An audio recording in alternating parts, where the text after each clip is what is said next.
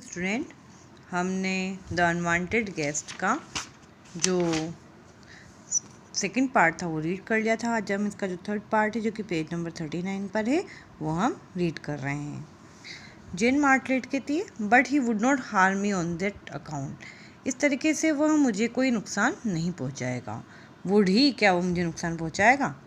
Clovis कहता है I didn't get really alarmed about it till lunch today. आज का जो लंच था तब तक मुझे इस बारे में मैं सचेत नहीं था। आई cot him looking at you with a very threatening look.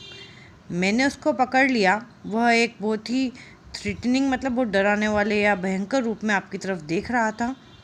And muttering, और मन ही मन में बड़बड़ा रहा था, out to be dead long ago, कि इनको मर जाना चाहिए बहुत समय पहले ही।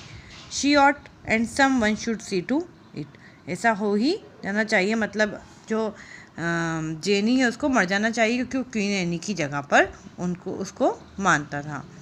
जेन मार्टलेट कहती है दिस इज़ आउटफुल, ये तो बहुत भयंकर है। Your mother must be told about it at once. तुम्हें तुम्हारी मम्मी को इस बारे में बताना चाहिए। क्लोविस कहता है my mother must not here a word about it, कि मेरी मम्मी जो है वह स्ट्रिच के बारे में एक शब्द भी सुनना पसंद नहीं करती है। It would upset her dreadfully, वह यह चीज़ उनको बहुत ज़्यादा अपसेट कर देती है। She relies on Stritch for everything, वह स्ट्रीच पर हर बात पर विश्वास करती है, इसलिए वह अगर मैं कहूँगा भी सही तो वो मेरी बात नहीं मानेंगी। जैन कहती है but he might kill me at any moment, लेकिन वह किसी भी क्षण मुझे मार सकता है। जब वो बड़बड़ा रहा है मन ही मन में तो वो किसी भी समय मुझे मार भी सकता है।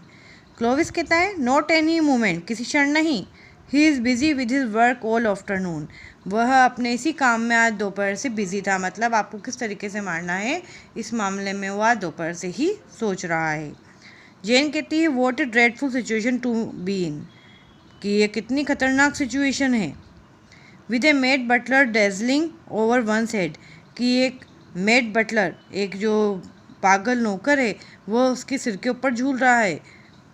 But I am certainly not going to cut my visit short, लेकिन कुछ भी हो जाए मैं मेरी जो यात्रा है 15 दिन में यहाँ रहने वाली हूँ उसको मैं किसी भी तरीके से कम नहीं करने वाली हूँ। क्लोविस के तहत डिसमेड, विस्मय से उसको आश्चर्य होता है कि इनके नौकर जो है वो इनको मारना चाहता है, तो भी ये महिला जो है बिल्कुल भी नहीं डर रही, तो उसको इस बात से विस्मय होता है। वोट ए वुमेन, क्या महिला है। एंटर स्ट्रिच, जो स्टडीज बटलर है वो अंदर आता है। ही बिगिंस क्लीनिंग द टेबल, और टेबल साफ करता है। क्लोविस लुक्स एट हिम रिफ्लेक्टिवली, और क्लोविस उसकी तरफ देखता है। क्लोविस पूछता है वेयर इज मिस मार्टलेट, कि मिस मार्टलेट कहाँ है। स्ट्रिच जवाब है in the morning room sir writing letters, वह मॉर्निंग रूम में है और वहाँ पर वो अपने लेटर्स लिख रही है। क्लोविस कहता है pointing to a sword on the wall, एक तलवार जो कि दीवार पर लगी हुई थी उसकी तरफ इशारा करके कहता है she wants to copy the inscription on the blade, कि वह जो जेनी है वह इस लेख की जो कॉपी है वह एक पत्ती पर करना चाहती है, एक ब्लेड पर करना चाहती है। I wish you would take it to her, मेरी इच्छा है कि तुम जो ये स्वॉर्ड है, ये तलवार है, ये उसके पास ले जाओ। माई हैंड्स आर ऑयली, मेरे हाथों पर तेल लगा है। टेक इट विदाउट द शेंथ, इसको जो तलवार है वो मयान में रखी हुई थी, लेकिन तुम इस तलवार को मयान में से निकाल कर ले जाओ।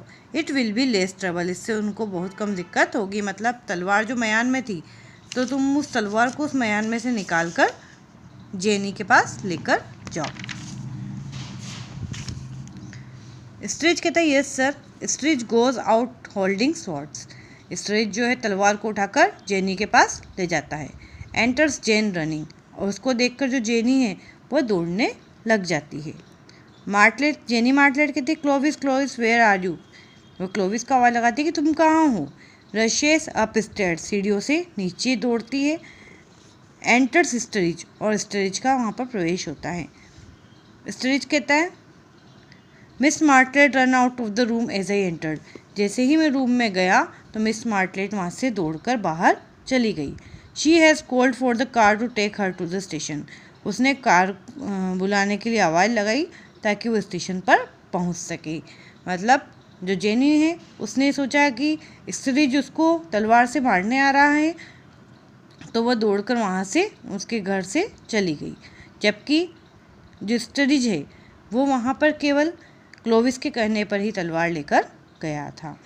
तो इस तरीके से उन्होंने एक कल्पना करके, एक विचार करके, एक आइडिया बनाकर किस तरीके से जेन मार्टलेट को अपने घर से बाहर भेज दिया, ये स्टोरी है इसके ऊपर। I hope you understand this chapter. Please read again.